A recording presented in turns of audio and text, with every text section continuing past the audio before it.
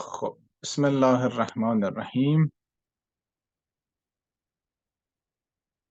والعصر ان الانسان لفی خسر الا الذين آمنوا وعملوا الصالحات وتواصوا بالحق وتواصوا بالصبر.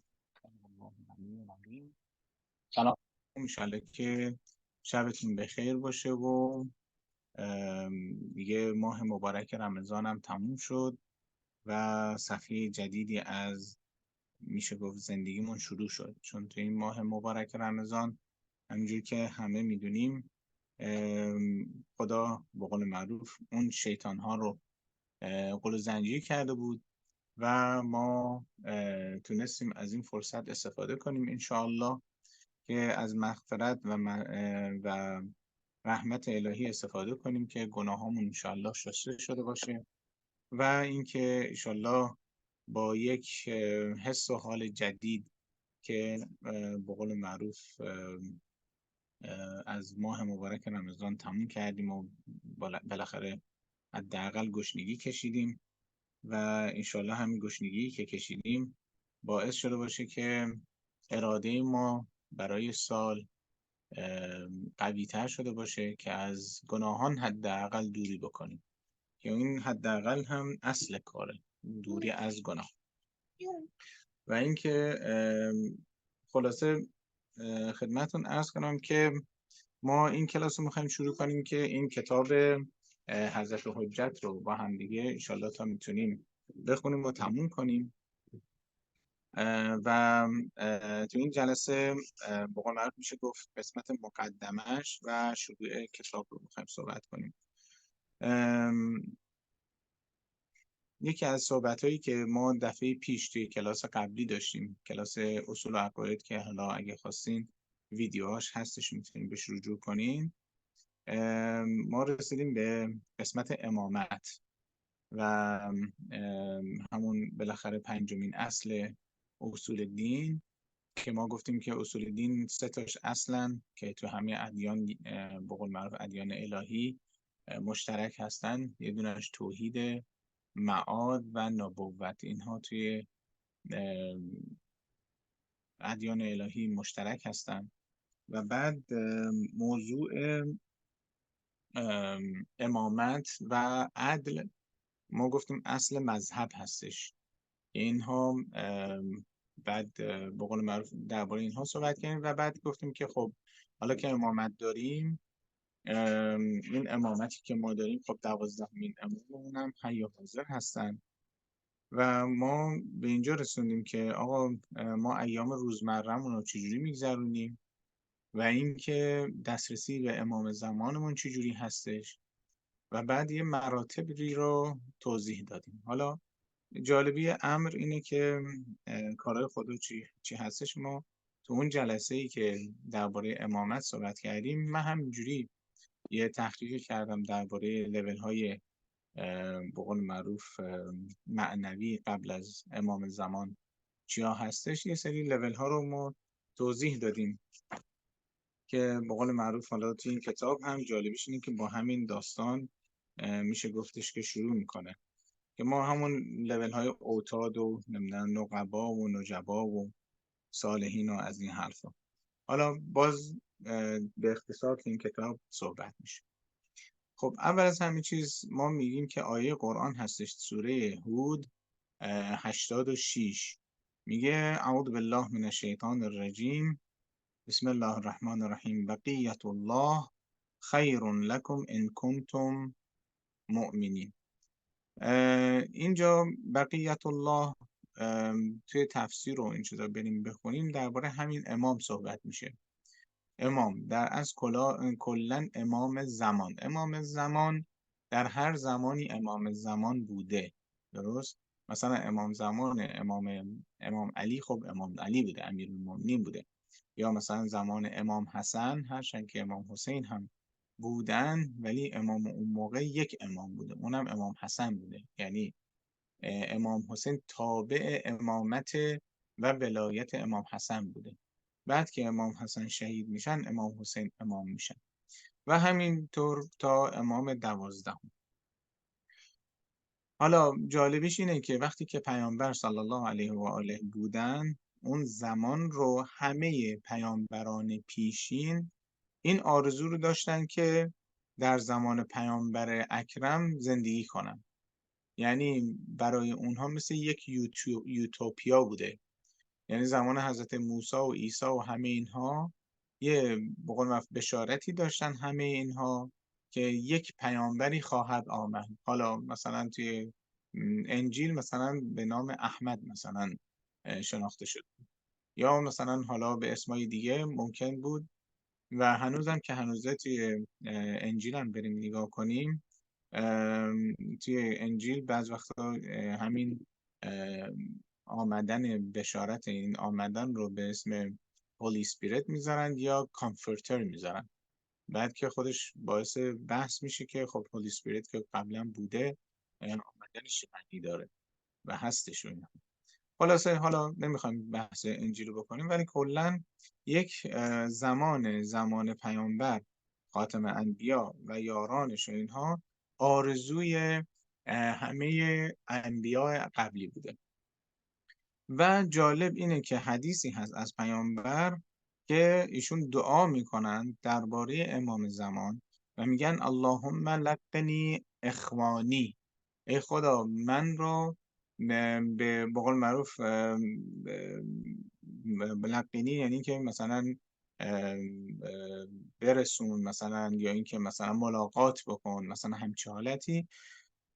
اخوانی برادرانم، درباره یاران امام زمان پیامبر اینجا صحبت میکنن. و اینجا جالبه که توی حالا اون حدیث که توی این کتاب فقط این تیکش رو گذاشته، اللهم لقنی اخوانی، از زمان پیامبر درباره یاران و زمان امام زمان هستش. بعد صحبت میکنه که چراغ‌های هدایت هستش و ما باید برای شناخت چراغ‌های هدایت کوشش کنیم. ظلمی که ستمگران کردن تو همه تاریخ، یعنی از زمان حتی امیرالمؤمنین، یعنی بعد از وفات پیامبر صلی الله علیه و آله، ظلمی که ستمگران کردن در حق ما، همین باعث شدن غیبت یا باعث شدن محروم شدن حضور ظاهری امامان هستش. یعنی ما چه زمان پیامبر، چه زمان امیرالمومنین بوده، چه زمان امامان دیگر، حتی حضرت فاطمه زهرا سلام الله علیها، هرچند که ایشون امام نبود بلکه یک از 14 معصوم، اینها هر کدوم یک بازه زمانی غیبت داشتن. یعنی مثلا بعد از وفات پیامبر حضرت فاطمه زهرا مثلا یه سری کوشش‌ها کردن که مردم رو اشراق کنن، بعد دیدن که آقا مردم گوش شنوا ندارن، ایشون رفتن توی غیبت، یعنی رفتن توی خانه احزان یا در منزل میموندن که اصلا مردم رو نمیخواستن ببینن. امیرالمومنین علیه السلام هم همینطور، یعنی خودمون میگیم دیگه خانه نشین شدن مومنین. یا هر کدوم از امامای دیگر هم بریم تاریخچه‌شون میبینیم که دسترسی مردم به آنها بالاخره محروم شده بودن مردم و این غیبت ها رو داشتن در زمانه خودشون، که در زمان از امام کاظم به بعد شدیدتر میشه تازه. یکی از این چراغ‌های هدایتی که ما حالا قراره که صحبتشو بکنیم، آیت الله محمد تقی بهجت هستش. آیت الله محمد تقی بهجت عنصر موفقیت، یعنی مین اینگریدینتی که داشتن توی رسیدن به این مقام ها، تلاشش صادقانه بوده. تلاش صادقانه یک واقعا چیزی که ما هممون بسی به نظر من فکرشو بکنیم. چرا؟ ببینید توی هر کاری مهمترین المنت یا مهمترین نقش، این کاری که واقعا باعث میشه که یک کاری خوب پیش بره، عشق و علاقه به اون کار. یعنی عشقی که به مثلا یک کاری که میخوایم انجام بدیم باعث میشه که اون کار خوب پیش بره و درست پیش بره. اگه یک کاری آدم دوست نداشته باشه و همجور سرسری یک کاری بکنه، با بی‌حوصلگی انجام بده، معمولا حالا ممکنه تا یه حدودی درست انجام بده، ولی خب کلا یا تکمیل نمیشه یا یه نقصی خواهد داشت این.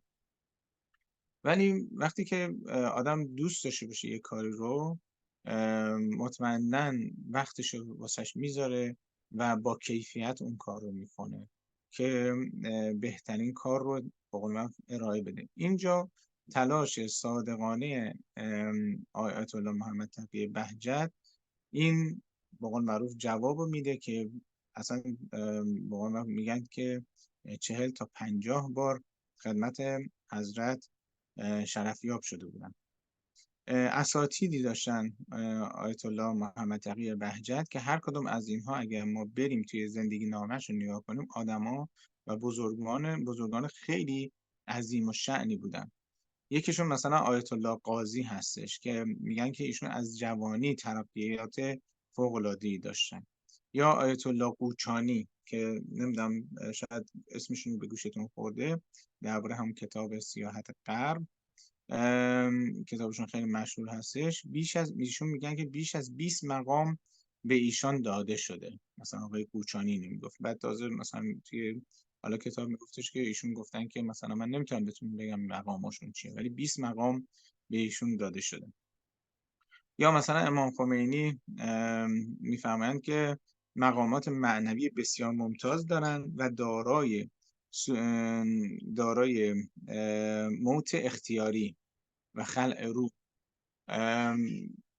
این موت اختیاری یا خلع روح یعنی اینکه ایشون قادر بودن که روحشون رو از بدنشون به قول معروف آزاد کنن و موت اختیاری داشته باشن.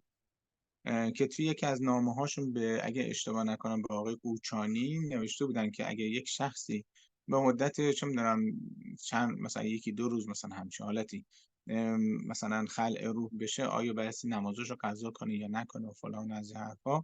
و ایشون میگه که ایشون با اینکه سوالش رو از مثلا شخص ثالث مثلا داشته میپرسیده، ایشون میگفتن که من مطمئن بودم این درباره خودشون بوده همچین سوالی.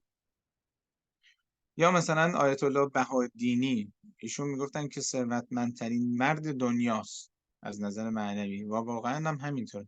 یعنی هیچ ثروتی بالاتر از ثروت معنویت نیست. شما هر چقدر هم پول تو دنیا داشته باشی ولی معنویت صفر باشه، فقیرترین شخص روی دنیا هستی. خلاصه همین اساتیدی که به قول معروف از آیت الله محمد تقی بهجت صحبت میکردن، خداشون چراغ‌های هدایت بودن. مثلا وقتی میرین تاریخچه‌شون رو نگاه میکنین، همین افراد بزرگوار خودشون هم دیدارهایی با امام زمان داشتن، یا علنا یا حداقل بعد از اینکه به قول معروف فوت میکنن داستاناشو مردم شنیده بودن. خب یکی از داستانهایی که ما باید حتما مراقب باشیم که بتونیم ایشالله بتونیم این مقامات رو مثلا کسب بکنیم یا در همین راستا حرکت بکنیم، گفته شده عبور از منیت به مقام منا، از منیت به منا.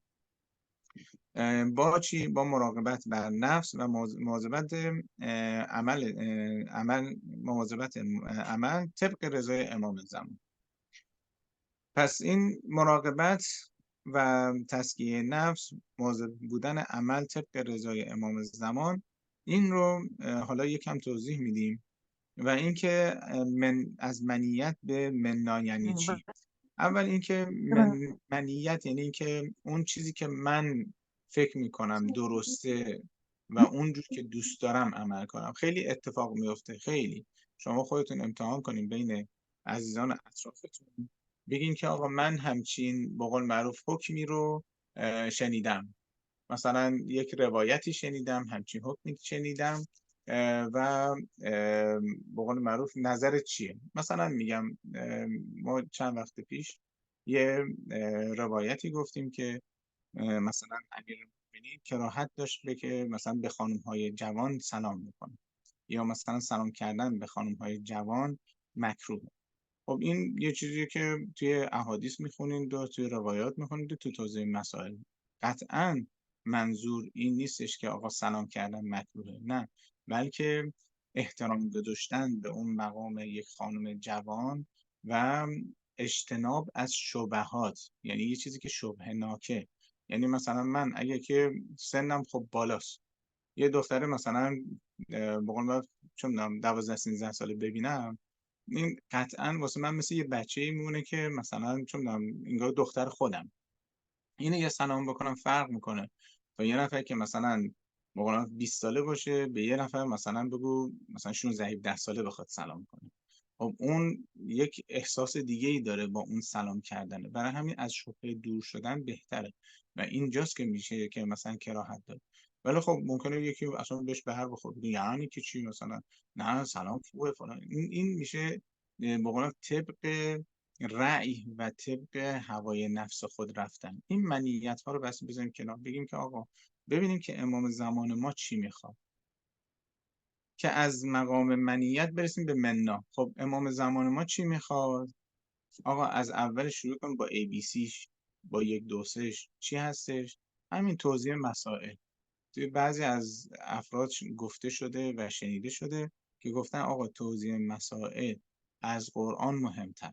بعد میگن که آقا چرا همچین حرفی میزنید؟ قرآن کتاب الله، وحی الهی، معجزه پیامبر فلان. بله اینها درسته، هیچ کس منکر اینها هم نمیشه.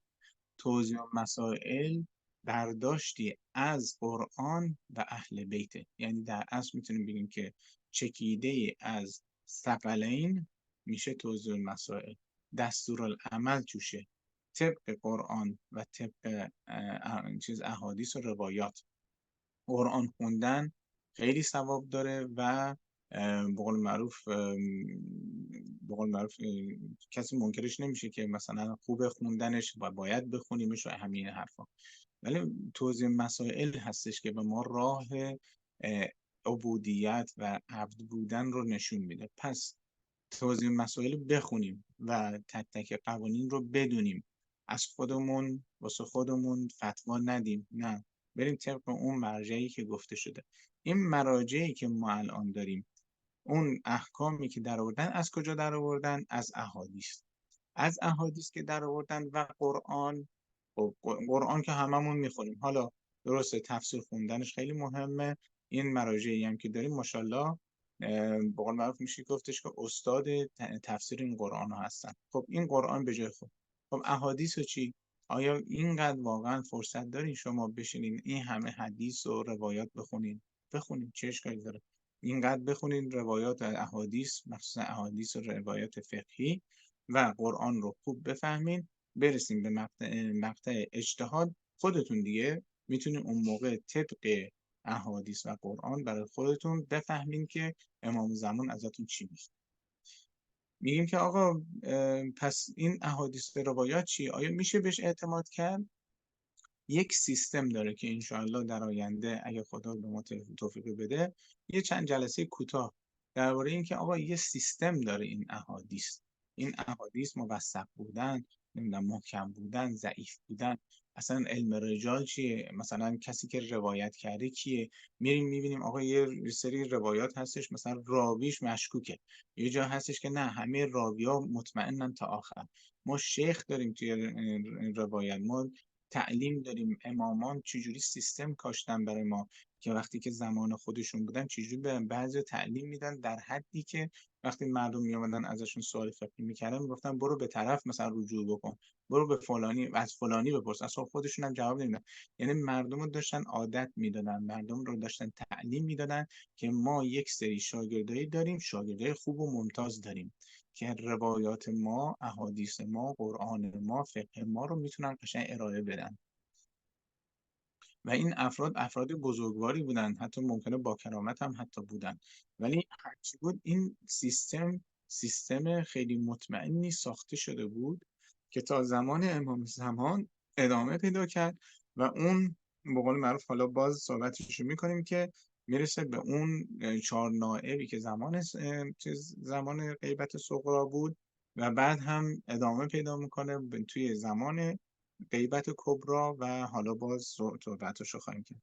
حالا پس گفتیم منیت چی؟ یعنی اینکه خود رأی نباشیم، یعنی اون چیزی که دلم میخواد نباشه، اسلامی که دوست دارم نباشه. آقا مثلا میگن که آقا ناخن رو نمیتونی لاک بزنی بعد وضو بگیری، این جلوی وضو رو میگیره. بعد یکی میره یه لاکی میخره که مثلا چون در آب ازش رد میشه، آقا لاکه، آب رد نمیشه. نه چون مثلا به قول من فکر میکنم اینجوری، آقا نه من فکر میکنم اصلا نیست، از اون منیت بس در بیان. درست. آقا شلوارک، آقا تا مثلا چون دارم زانو اشکال نداره واسه مرد، آقا ولی از نظر عرف جامعه، از نظر به قول حجاب فلان این درست نیست واسه یک مرد وسط خیابون راه بره همینجوری، ولی چون من دوست دارم من انجام میدم. این نمیشه. یعنی اگه که ما جلوی امام زمان باشیم، اصلا همون با اون وضع بریم جلوی یکی از این آقایون، حالا به قول معروف آخونده مساجدمون، طرف اصلا خجالت میکشه با اون طرز لباس ایستادن. چجوری شما روتون میشه مثلا در برابر امام زمانتون اینجوری راه برید؟ درست. خلاصه اون منیت رو بذاریم کنار و به منا برسیم. منا یعنی چی اینجا منظور؟ یعنی مثل سلمان فارسی که سلمان و منا اهل البیت، درست میشیم جزء اونها با مراقبت و در نظر داشتن کرامت نفس. این کرامت نفس رو هی تو ذهنتون پرورش بدین، هی یادآوری کنین آقا این نفس ما کریمه، کرامت داره، یعنی احترام داره. این نفسی که داریم با هر آلودگی آلودش نکنیم، تحقیرش نکنیم. طرز غذا خوردنمون، طرز خوابمون، طرز لباسمون، طرز فکرمون، طرز دیدنمون، طرز شنیدنمون، همه اینها رو ما باید هی تمیزتر و تمیزترش بکنیم و یک کرامت نفسی قائل بشیم.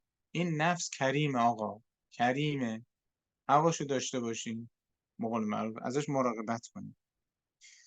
بعد توی همین صفحه 30 و 31 درباره عاشق صحبت میکنیم. خب ما بگیم که یک عاشق چجوریه؟ عاشق کسیه که چجوریه، مثلا یه عاشق و معشوق باشن، یه زوج جوان باشن، درست؟ اینا وقتی که با همدیگه میخوان صحبت کنن همش له له میزنن، دنبال یه فرصتن که با همدیگه صحبت کنن، دوستان صدای همدیگه رو بشنون، درست؟ دوستان هی حکایت همدیگه رو بشنون، ببینن از خاطرات تعریف کنم، من از خاطراتم تعریف کنم. هی این رد و بدل این به قول معروف کانتکت هستش که ما توی دعای ندبه میخونیم لیت شعری این استقرت بکن نوا بل ای ارض تقلک افترا أبرضوا أو غيرها أو أمضي طبا عزيز علي أن أرى الخلق ولا ترى ولا اسمع لك حسیسا ولا نجوا. اینجا مثلا واقعا فرم عاشقانه رو نشون میده. مثلا ای کاش میدونستم کجا هستی، آیا توی مثلا کوههای رزوا هستی یا مثلا توی دشتهای طوبا هستی. من اصلا چجوری میشه که بقیه رو ببینم تو رو نبینم؟ چطور میشه که صدای بقیه رو بشنوم ولی تو اصلا حتی یک صدای کمی هم نشنوم، حتی احساسش رو نکنم و نه صدایی از تو بشنوم؟ این عاشقانه باید ما در جستجوی امام زمانمون باشیم. امام زمانی که پیامبر آرزو داشت که در زمانش باشه، امام زمانی که پیامبران آرزوی بودن در زمان پیامبر رو داشتن و وقتی که پیامبرم آرزو داشته باشه در زمان امام زمان باشه، پس بدونی همه اولیا، همه انبیا این آرزو رو داشتن که در زمانه امام زمان باشن. الان که ما داریم زمان امام زمان زندگی میکنیم، ولی چقدر ماها واقعا دلمون تاپ تاپ میزنه، له له میزنه که امام زمانمون رو ببینیم، زمانی که همه انبیا و اوصیا دوست داشتن تو این زمان زندگی کنن. معرفی این کتاب 4 گلستان داره. قسمت اولش درباره فکر و سیره عملی آیت الله بهجت که درباره چگونگی ارتباط با امام زمانه. دومش بیانات آیت الله بهجت پیرامون امام زمان که اکثرا در درس خارج گفتن و پرسش و پاسخی که ایشون دادن. سومین قسمتش درباره تشرفات آیت الله بهجت، با اینکه کلی از سعی کردن که کتمان بکنند و خیلی به قول درز ندن. این یکی از صفات افرادی هستش که با امام زمان در ارتباطن. معمولا خیلی صحبت نمی‌کنن درباره ارتباطشون و دیدارهاشون با امام زمان، مگر خیلی خیلی افراد خاصی بهشون میگن که خیلی بهشون اعتماد میکنن. حالا یه روایتی بود خیلی جالب بود، چند وقت پیش شنیدم در مورد بعد از شهادت امام صادق و دوران حیران مردم که دنبال امام میگشتن، که شخصی بود که به گریه افتاد که ما چیکار کنیم حالا که امام صادقمون شهید شد، حالا ما چیکار کنیم، دنبال کی بریم. یه پسری داشتن به قول امام کاظم که اسمش عبدالله بود که اصلا نه به قول لیاقت امامت رو داشت نه شخصیت خوبی بود. رفتن ازش چند تا سوال کردن دیدن بلد نیست، مونده بودن چیکار کنن، توی حالت حیران بودن که میشینه به گریه میفته میگه خدایا ما رو اینجوری ول نکن، یه امامی چیزی واسه ما پیدا کن. ببینید بعضی واقعا دغدغه امام داشتن دارن، بعضی اصلا واقعا دلشون اصلا گریه میکنن که چرا ما هم امام زمان نداریم. که امام کاظم یه نفر میفرستن واسه ایشون، تو خیابون میبینتش میگه بیا دنبالم. اون موقع خیلی جواسیس و جاسوس و اینا زیاد بوده و حالت خیلی خفقان خیلی خطرناک بوده. منصور دنبال این بوده که یه نفر رو بکشه، اینجا کیو بکشه نمیدونست کیو بکشه، نمیخواست امام معصوم بعدی باشه چون همه اینا به ضررشون بود. خلاصه شخصی میفرسته و این فرد میگه بیا بریم و این مکالمه بین امام کاظم و این یار امام کاظم یا یار امام صادق حالا میشه گفت که تبادل میشه، خیلی قشنگ جالب چجوری سوال جواب داده میشده و اینجا حتی امام یک سر نمیگفته آره من امامم، یعنی اینقدر مواظب بودن که چی بگن چجوری بگن و به اون شخص حتی سفارش میکنن که میگن حالا که داری میری به بقیه بگی اینو کتمان بکن، اینو به قول معروف مواظب باش به کی داری میگی چجوری میگی اینها. خلاصه این صفات یکی از صفاتیه که به قول معروف واسه افرادی که امام زمان رو میبینن به قول معروف یک صفتیه که همه اینو میشناسیم، یعنی واقعا تا بعد از فوتشون معمولا کسی نمیفهمه و اگرم به قول معروف خبری باشه زیاد به قول معروف قابل سایزش نمیکنه. بعد قسمت چهارمش هم مقالات علمی و پژوهشی مباحث مهدویت با به قول معروف استناد منابع شیعه و سنی. خب آیه قرآنی هم که دیگه ربط داره به همین داستان مهدویت، این که یا ایها العزیز مسنا و اهلنا الضر و جئنا ببضاعة مزجاة فأولی لنا کیل و تصدق علینا. این درست سوره یوسف هستش، آیه 88 درباره حضرت یوسف که به قول معروف برادران یوسف میان پیش حضرت یوسف و میگن که ای عزیز، عزیز مصر بود درست، مسنا و اهلنا الضر، ما هممون در مشکل هستیم، ما هممون مشکل داریم و نیاز به کمک داریم درست. و جئنا که به بضاعت مزجاة، یه چیز خیلی کوچیک بسیطی آوردیم که به قول معروف واقعا ناقابل و واقعا دست خالی هستیم در اصل. و اوفی لنا کیل، پیاله ما رو پر کن، پیاله ما رو پر کن و تصدق علینا، وعده الهی رو اجرا کن. ان الله یجزی المتصدقین. این ما در اصل ما درباره امام زمان خودمون این رو میگیم که یا امام زمان ماها به مشکل برخوردیم و واقعا نیاز به هدایت داریم و دست خالی آمدیم پیش تو، پیاله ما رو پر. خب ما میریم به طرف گلستان اول که اسمش رو گذاشتن راه وصال. اولش با حدیث امام رضا علیه السلام شروع میشه که در اون شناخت امامت که معدن هدایت هستش و چقدر این کمبود رو حس میکنیم. اینجا میفرمایند که حالا من فارسیش یکمشو میخونیم، میگن که امام علیه السلام مانند خورشید فروزان است که نورش عالم را فرا میگیرد و خودش در افق اعلا قرار دارد، به گونه‌ای که دستها و دیدگان به آن نرسد. امام ماه تابان و چراغ روشن و نور درخشان و ستاره راهنما در تاریکی‌های شدید و راهگذر از شهرها و کویرها و گرداب‌های دریاهاست. امام آب گوارای زمان تشنگی و راهنمای هدایت و نجات بخش از هلاکت است. امام آتش روشن بر بلندی ها برای هدایت گمشدگان و گرما بخش برای هر کس که از آن گرما بخواهد. خلاصه ادامه میدن امام همدمی همراه و پدری دلسوز و برادری هم نفس و مادری نیکوکار برای فرزند خردسالش و پناهگاه بندگان در بلاهای بزرگ است.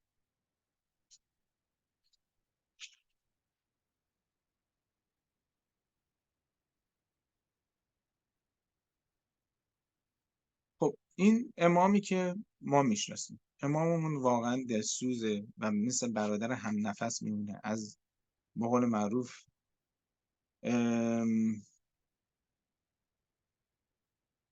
پناهگاه ماها همه هستش و این امام وجودش هست دیگه، به قول معروف مثل یک آفتابی هستش که میدرخشه. این ما هستیم که آیا از این آفتاب استفاده میکنیم یا نه، آیا دنبال هدایت هستیم یا نه. خداوند متعال یه سری اسرار دارن، یه سری داستانهای غیب هست اینها که اینها رو به قول معروف میشه گفتش که یک سری ائمه انتخاب میکنن که اون سر و غیب رو به اونها میدن. استفاکم بعلمه، اون علمی که داره خدا بهشون داده، وارتضاکم لغیبه که به قول معروف برای سر و غیب خود برگزیده، و اختارکم لسره، برای هر امامی این سری رو به قول معروف یه سری اسرار، یه سری غیب رو خدا آشکار کرد. در همین حال از شیعیان امامان رده پایین ائمه یک مقدار از این به قول معروف علم و غیب و سر هم از امام به شیعیان شایسته میرسه که اونها لول های مختلف داره و همجور میاد پایین. برای اینکه ما برسیم به این به قول معروف شایستگی، سه تا میتونیم بگیم که چیز نیاز داریم که به این شایستگی برسیم. یک، توفیق الهیه که بدون توفیق الهی اصلا امکان پذیر نیست. ایاک نعبدو و ایاک نستعین، و ما باید از خدا بخوایم که خدا کمکمون کنه ما از گناه دور بشیم. حتی گناه نکردنمون رو بس از خدا بخوایم که کمکمون کنه. و توفیق اعمال، توفیق انجام واجبات رو از خدا باز بایستی کمک بخوایم، استعین. درست؟ یا که نعبدو و یا که نستعین.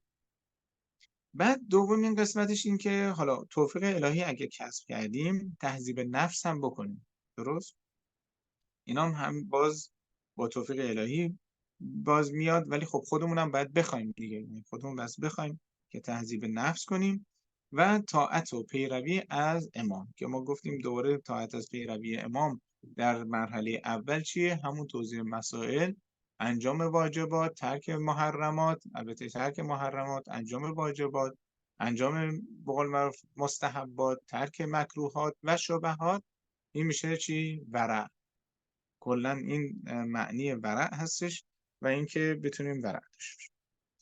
همه امامان در زمانهای خودشون حواریونی داشتن.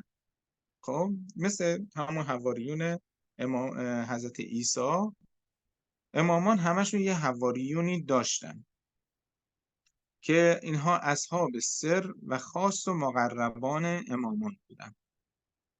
اگر شما هم بخوای بشی میشی.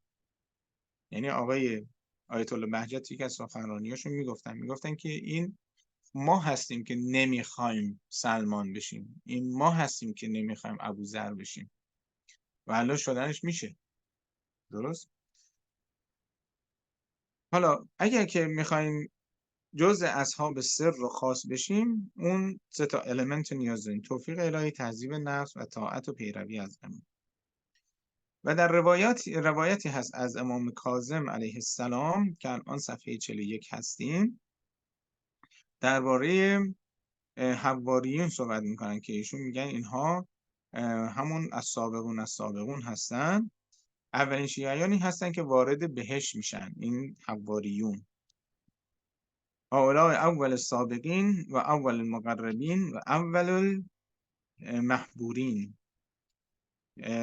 که به قول معروف وارد بهشت میشن.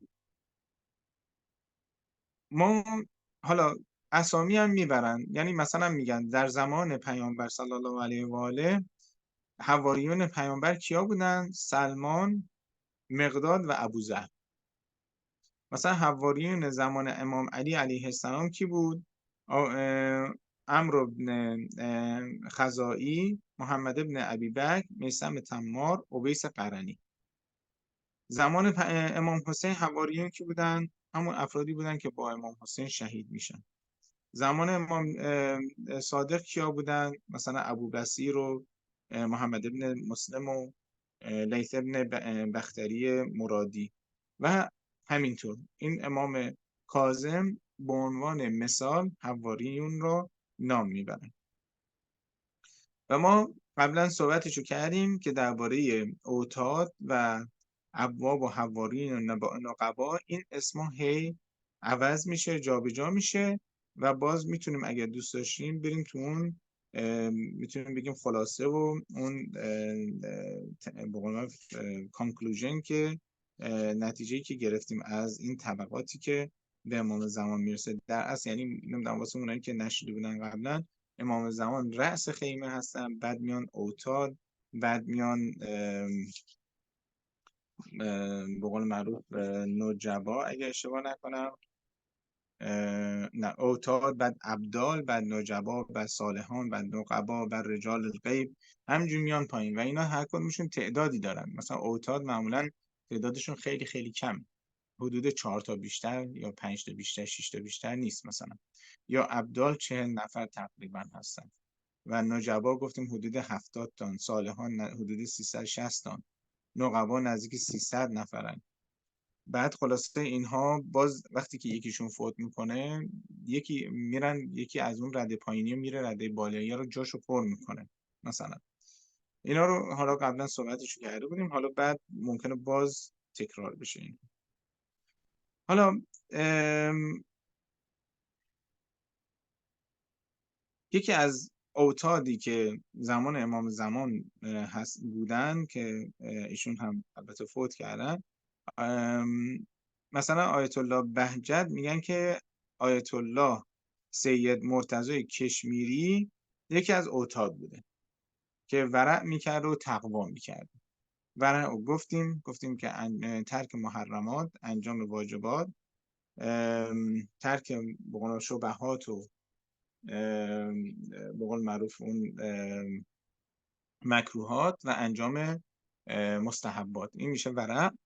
و تقوا یعنی چی؟ یعنی اینکه اون کار رو به قول معروف اون موقعی که باید انجام بشه پرهیز کردن، یعنی انجام ندادن یک کاری که حالا توصیه شده نکنیم و انجام اون کاری که گفتن حتما انجام بدین انجام بدین. شاگرد ملا حسین قلی همدانی بوده این آقای سید مرتضی کشمیری که آیت الله بهجت صحبتش کردن که به عنوان اوتاد بوده. ایشون شاگرد ملا حسین قلی همدانی بوده که ایشون هم باز نهایت ورع و تقوا و اینا رو داشتن و جهاد نفس و ریاضت و عبادت و سیر و سکون که عرفانی. حالا این آیت الله کشمیری بهتون بگیم یه داستان قشنگ که جالبه. میگن که توی حوزه بودن و یکی از طلبه ها دعوت میکنن از آقای کشمیری، آیت الله کشمیری، که بیاد توی حجرهشون. هم حجره اون طلبه در رو بسته بود، قفل کرده و رفته بود. این بنده رفته بود مثل که حالا از شهر خارج شده بود دیگه، رفته بود حالا تا مدتی قرار نبود برگرده. این طلبه یکم بالاخره ناراحت میشه که چرا این طرف در رو قفل کرده و رفته. و آیت الله کشمیری اونجا میان میگن که من شنیدم تو روایات که اگر که نام مادر حضرت موسی رو بگیم این قفل باز میشه. ولی نام حضرت فاطمه قطعا بالاتر و خواندن اون باید کار کنن و نام حضرت فاطمه رو اسم میبرن و این قفل باز میشه. یعنی به این حد آقای کشمیری حتی به قول معروف میشه گفت کراماتی هم داشته. خب امام سجاد علیه السلام به جابر جافی یه سری به قول معروف یه حدیثی داره، یه روایتی داره. ببخشید، نه یکم زود پریدیم به اونجا. صفحه 43 هستیم الان ما. صفحه 43 رو بگیم.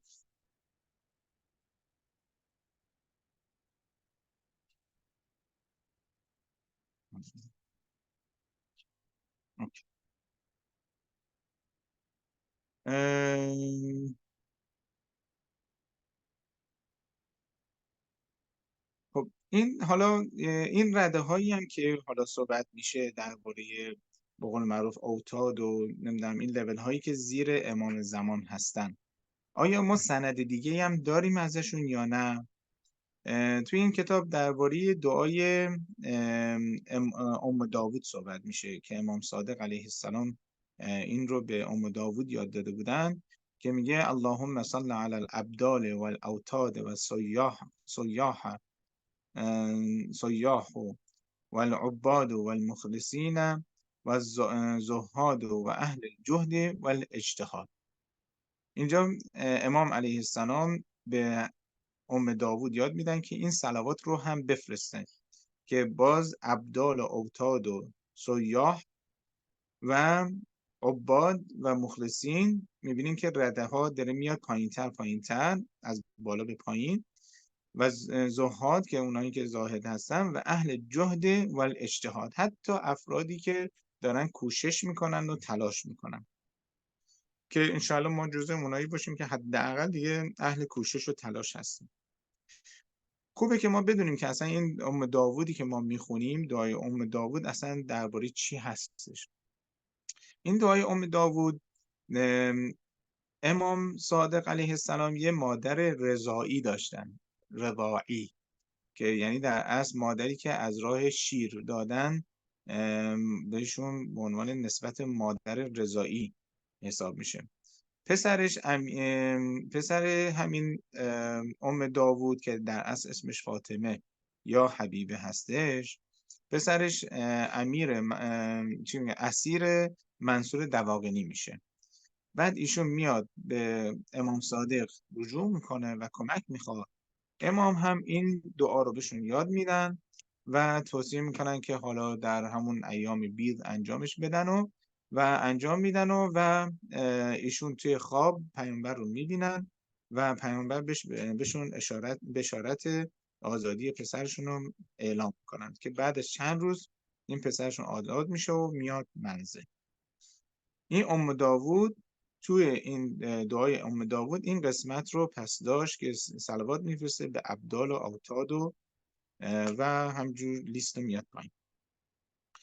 اوتاد زمان غیبت صغرا که میشناسیمشون، اون اوتاد یعنی اون نزدیکترین افرادی که به قول معروف در زمان امام زمان بودن و ارتباط مستقیم داشتن، اون 4 تا نواب بودن که چه در زمان حیاتشون چه در زمان مواتشون به قول من جایگاه عمیقی عظیمی دارن و میشه حتی بهشون توسل کرد، این درش شکی نیست، چون واقعا مقامشون مقام بالایی بوده.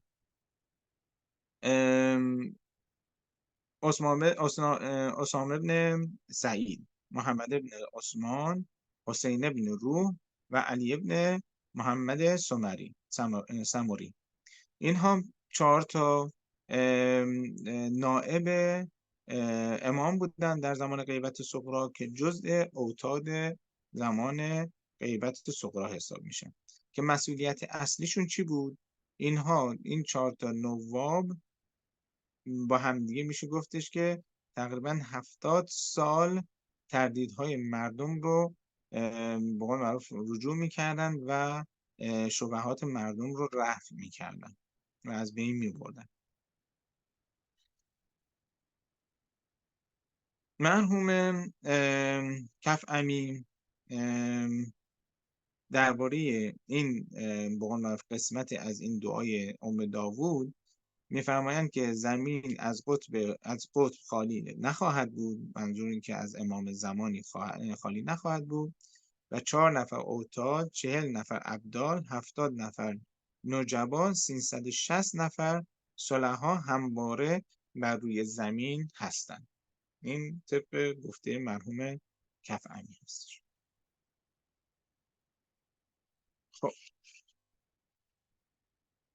اینجا میریم به یک حدیثی از امام سجاد علیه السلام درباره معرفت.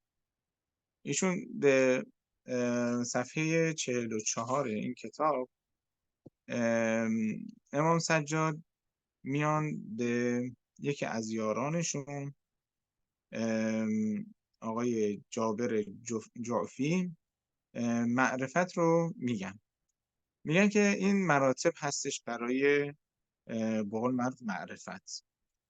ابتدا اثبات توحید، دوم شناخت معانی، یعنی به قول معروف اول میخواید به قول معروف مرتبه اول توحید رو بشناسید و برای شناخت توحید بس معانیش رو بفهمید.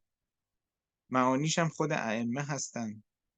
بعد شناخت ابوابش، یعنی راه رسیدن به ائمه، که راه رسیدن ائمه از شناخت خلق میشه، بعد از شناخت ائمه میشه، بعد از شناخت نقبا میشه، بعد از شناخت نجبا میشه.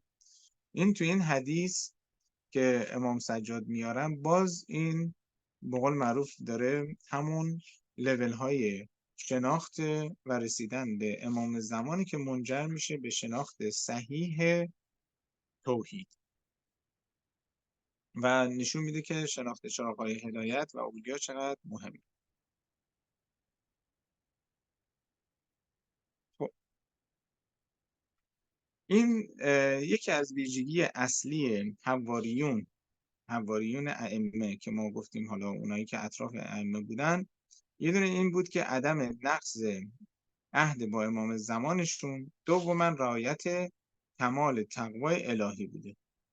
یعنی اون دوز اند دونتس خدا رو خیلی مراعات میکردن و عهدی که با امام زمانشون بستن و به هم نمیزدن و همین میشه که اوفو به عهدی اوفی به عهدکم میشه. هرچی گوشمون چشممون پاکتر باشه، از این طبقات پایین به بالا رو محسوس تر خواهیم بود. یعنی مثلا ما که به قول معروف انشاءالله گوشمون یکم پاکتر و تمیزتر به قول معروف و چشممون انشاءالله پاکتره، مثلا درباره همین آیت الله بهجت مثلا شنیدیم، درست؟ ولی اگه یکم دیگه به قول معروف گوش و چشممون پاکتر باشه، شاید لول بالاتر از آقای بهجت رو هم مثلا بشناسیم و ملاقات کنیم و همینجور به بالا که به مقام مننا برسیم. وقتی که دیگه به مقامی که میرسیم که امام زمان رو واقعا میبینیم و میشنویم و حسش میکنیم و اینها، به مقام مننا هم میرسیم. آیت الله بهجت، امام خمینی، اینا همشون افرادی هستن که در زمان حال که قدرشون رو نمیدونستیم، اینها جزء به قول معروف حالا میشه گفتش که اون چراغ‌های هدایت بودن که امام محور بودن و مولا مدار. واسه دل به کار میدادن و باید دل به کار داد. من اراد الله بدأ بکن، یعنی از به قول معروف خدا با همین از طریق امامان معصوم ما میتونیم به توحید هم برسیم. ما بحثی به قول معروف مثل سلمان فارسی که همونجور که روایت هستش که به قول معروف حتما شما شنیدین درباره اسمش ابوذر که صحبت میکنه میبینه که من میخواستم ببینم اولین نفری که وارد مسجد میشه کی هستش. میره طرف مسجد میبینه که یه قدمی یک نفر هست و وارد مسجد که میشه میبینه که پیامبر داره نماز میخوره. سلمان فارسی هم پشتش که از سلمان فارسی میپرسه که کی اول اومد اینجا، چجوری شما مثلا جای یه پا من دیدم، من جای یک رد پای یک نفر دیدم، چطور تو هم مثلا وارد شدی و اینها. که سلمان فارسی میگه که من قدم به قدم پای پیامبر گذاشتم و وارد مسجد شدم. این طریقه به قول معروف رسیدن به اون مرحله بالا و اعلای حواریون هستش. یا خود امام علی که از احادیثشون هستش میگن که ایشون سایه به سایه امام پیامبر بودن. خب پس برای به قول معروف رسیدن به این مقامات باید طبق ثقلین آدم چیز کنه، عمل کنه، آیات خدا و روایات اهل بیت و دستور عمل قشنگ بگیره و پیش بره.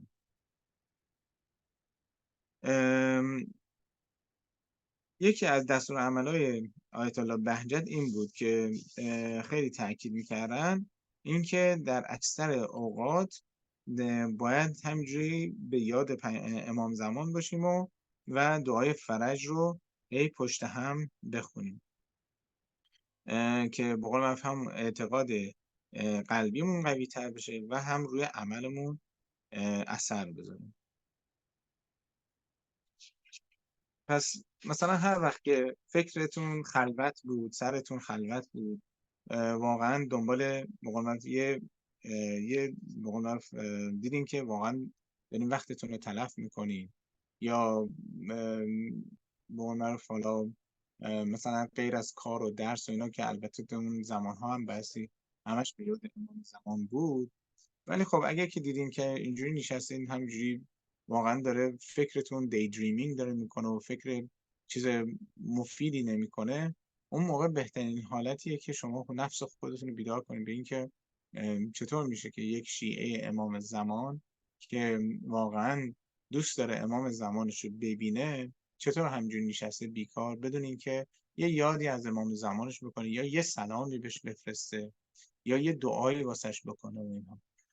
قطعا شخصی که مدام به فکر امام زمانش هست، امام زمان رعوفتر و مهربانتر و دلسوزتر از اون شخصه. برای همون اون شخص امام زمانش قبل از اینکه خودش فکرشو بکنه امام زمانش فکرشو کرده. این یکی از روایات هستش که من با همین صحبت تموم کنم. اینکه وقتی که ما سلام میفرستیم برای امام زمانمون میگن که سلام دادن چه مستحبه و جوابش واجبه. یه طرف قضیه بعضی میگن که بله ما وقتی که سلام میفرستیم به اماممون، حالا مثلا امام حسین باشه یا امام زمان باشه یا هر کدوم از ائمه باشه یا که از معصومین باشه، قطعا اون امام یا اون معصوم جواب شما رو میده، چون جواب سلام با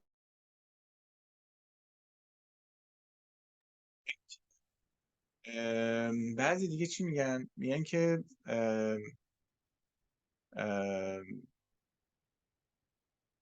حالا ما که داریم سلام میکنیم چون اونها بالاخره تو تاریخ اسلام داریم دیگه، توی روایات و اینا نگاه کنیم میبینیم که مثلا پیامبر و ائمه در سلام کردن پیشی میگرفتن، یعنی حتی مسابقه میدادن، زودتر از بقیه سلام میدادن. یعنی حتی توی روایتی من یادم خونده بودم میگفتن که پیامبر میگفتن که کسی نبوده که زودتر از من به من سلام کرده باشه. یعنی اینقدر اینا به این اهمیت میدادن و بدون اینکه وقتی که ما سلام میدیم اصلا خود امام بوده که به ما سلام داده و به قلب ما افتاده و ما داریم سلام میکنیم به امام. خلاص این توفیقیه که ما به عنوان شیعه یک امام حی حاضر داریم و واقعا آدم تأسف میخوره و دلش میسوزه واسه بقیه که امام حی حاضر در نظر ندارن و یا حتی بهش ارادت ندارن یا فکری بهش نمیکنن.